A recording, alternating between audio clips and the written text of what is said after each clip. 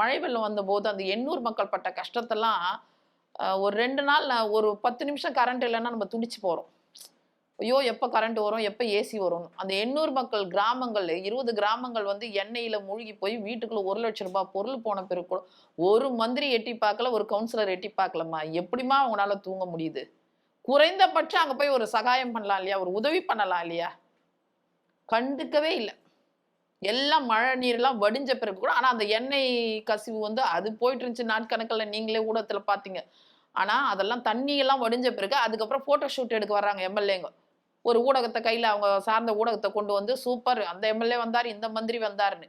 அந்த அளவுக்கு நான் கண்கூட பார்த்தோமா. அந்த மழைநீர் வடிகால்னால ஏற்பட்ட பிரச்சனைகள், அதில் விழுந்து இறந்தவர்களு, உடைமைகளை இழந்தவங்க, அந்த பேக்கேஜுக்கு இன்ன வரைக்கும் நீங்க வெள்ள அறிக்கை குடுத்தீங்களா? 21ல 95, 21லயும் 95. 95 இவங்க அடிச்ச பெர்சன்டேஜா?